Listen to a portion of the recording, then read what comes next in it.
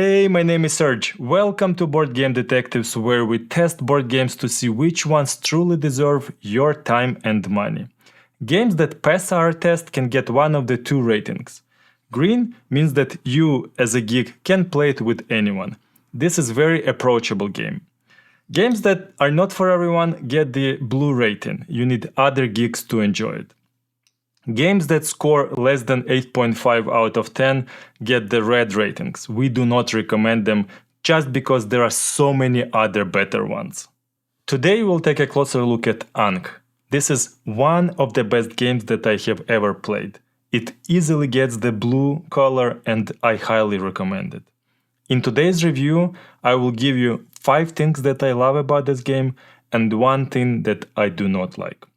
I will often compare it to chess, because I believe those two games have a lot of things in common except for one.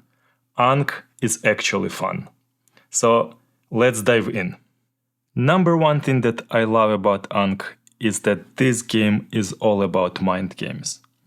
I know that you know that I know that you know.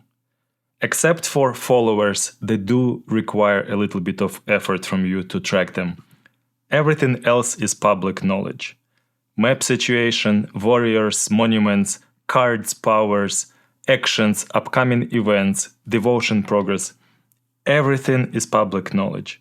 You can take all of that information, analyze it, and come up with your next moves. What's good about Ankh is that you can do this also for all of your opponents. You can analyze the situation and come up with their next moves.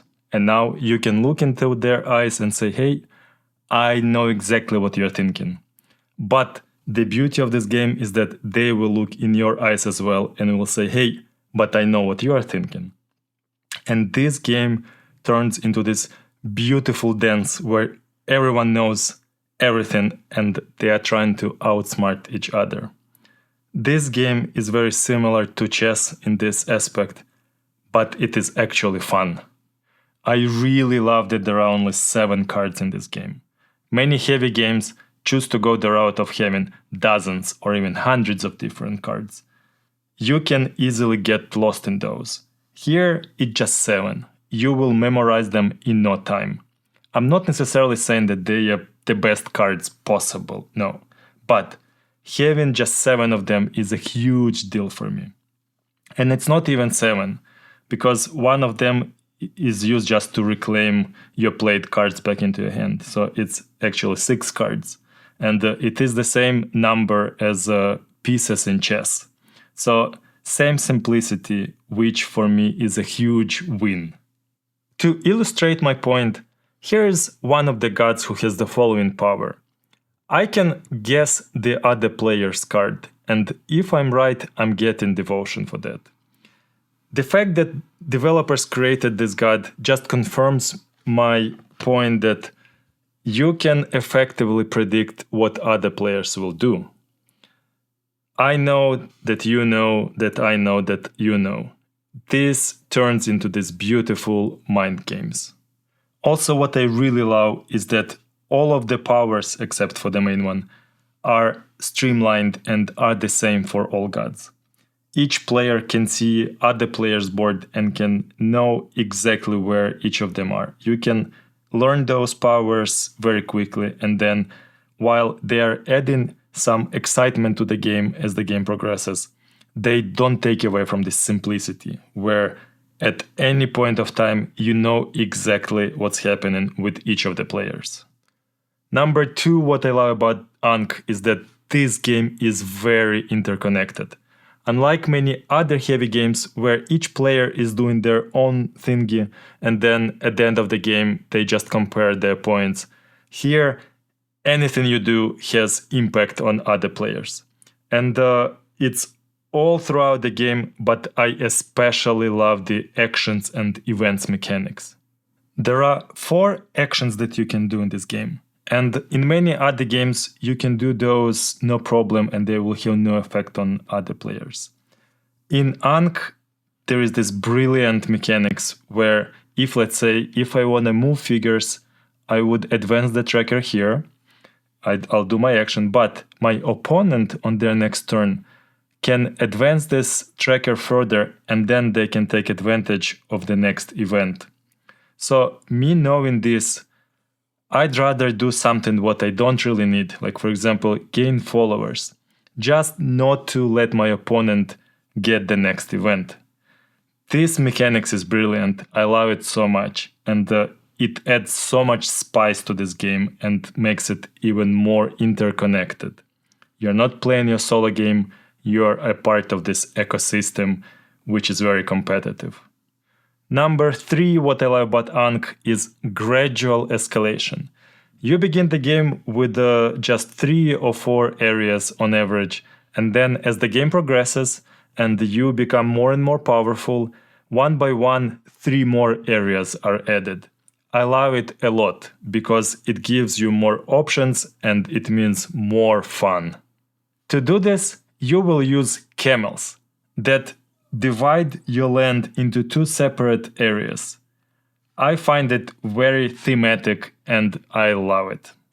Number 4, what I love about Ankh is that in this game you have both tactical and strategic choices to make. There are 5 conflicts, and in each of those, theoretically, you can have up to 8 battles. So at the beginning of each conflict, you will sit and strategize. You will decide which battles you will intentionally lose and which ones you have to win. I love this aspect of Ankh because it means that it is okay to lose battles here as long as you win the war. Number 5, what I love about Ankh is clarity and transparency with victory points. In many other games, you need to calculate those at the very end of the game, and often you have no idea where every player stands. In Ankh, it's all about devotion points. You can clearly see who is where, and as soon as one player reaches this final point, the game is over and we have the winner. As much as I love the game and highly recommend it, there is one thing that I do not like about it. I have a feeling that at the time when the game was developed, the publisher decided to maximize short-term profit versus long-term sustainability. Just think about this. In the year when the base game was released, there were 4 more boxes released with additional content.